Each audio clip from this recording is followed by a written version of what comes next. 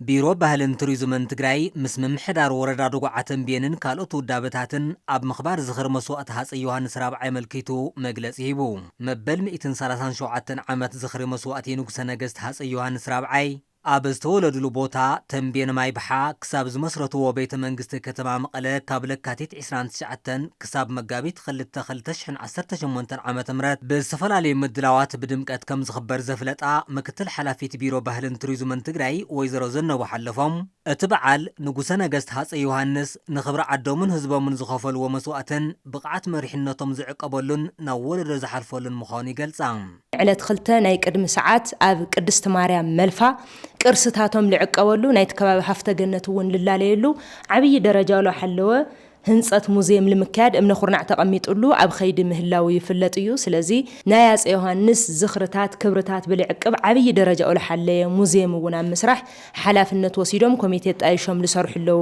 ኣካላት እዮም። ለካቲት 29 2018 ዓመተ ምህረት ኣብ ትውልድ ቦትኦም ማይ ባሓ ተባሂሉ ዝጽዋዕ ከባቢ ብመጽናዕታዊ ጽሑፋትን ካልኦት ዝተፈላለዩ ምድላዋትን ከም ዝዝከር ዝገለጹ ኣመሓዳሪ ወረዳ ዱጉዓ ተንቤን ኣይተ ገብረ ኪሮስ ኣረጋውን ምክትል ኣቦ ወንበር ማሕበር ምትሕግጋዝ ሃፀይ ዮሃንስ ተንቤን ማይ ባሓ መምህር ተወልደ መድህን በላይን ኣብቲ ከባቢ ዘለዉ ቅርስታት ሃፀይ ዮሃንስ ንምህዋፅ ኩሎም ኣብ ትግራይን ካልኦት ከባብታትን ዘለዉ ፈተውትን ኣድነቕትን ንጉሰ ነገስት ሃፀይ ዮሃንስ ክሳተፉ ጸዊዖም ምስ እቲ ናይ ወረዳ ካቢነ ኣመራርሓ ምስቲ ዝና መርዳእ ጌርና እውን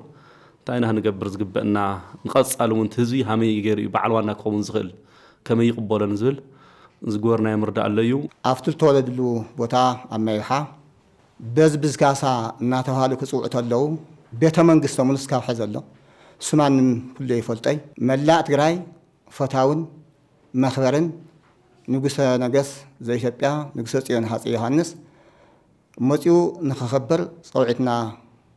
ንላወ ማለት እዩ። መበል 137 ዓመት ዝኽሪ መስዋእቲ ንጉሰ ነገስት ሃፀይ ዮሃንስ መጋቢት 2018 ዓመተ ምህረት ኣብ ወረዳ ዱጉዓ ተንቤን ደብረ ቦቄት ቅድስት ማርያም መልፋን ኣብ ከተማ መቐለን ዝኽበር ኮይኑ ሓድግታትን ታሪኽን እቶም ንጉስ ንምስናድ ድማ ምስ ቢሮ ባህልን ቱሪዝምን ምሁራትን ብምውዳድ ዝተጀመሩ ስራሕቲ ተጠናኺሮም ከም ዝቕጽሉ ኣካቢ ኮሚቴ ፕሮጀክት ህንጸት ቤተ መዘክር መልፋ መጋቤ ሰላም ተኽሉ ታደሰን ተወካሊ ማሕበር ጮምዓ መምህር ቅዱስ ሙሉፅን ይገልጹ። ካብ ማይ ባሓ ሽካዕ መተማ ልብል ኢና ንሕና ካብ መጀመርያ ትመልአሊና ለዓወይሉ ቦታ ማለት እዩ እቶም ቤተሰቦም ለለዎ ቦታ ማለት ቅርሶም ለሎ ብምሉ ማለት እዩ ማይቶም ቀረየ ሃገሩ ለንጉስ ኣዊ ሃፀይ ዮሃንስ ደብረ ቦቄት መልፋ ልብል ትማይቶም እውን ብኣካል ለሽካዕ ከዚርከብ እዩ ማለት እዩ። ኣብ ዝሓለፉ 13 ዓመታት ንጉሰ ነገስት ዘኢትዮጵያ ሃፀይ ዮሃንስ ራብዓይ ንልዕላውነትን ነጻነትን ሃገሮምን ህዝቦምን ዝነበሮም ግደ ንምዕቃብን ምስናድን ጅማሮታት እምበር ክንድቲ ዝድለ ከም ዘይኾነ ዝሓበሩ ድማ ተወካሊ ማሕበር ደረስቲ ትግራይ ሃይለ ሓድጉ እዮም። መንግስቲ ትግራይ እውን ሓጋዛይ አይነበረን ዞባ መቐለ እውን ሓጋዛይ አይነበረን ዞም ሃርበኛ እዚኦም ምእንተ ለዓላውነት ምእንተ ሃገር ምእንተ ህዝቢ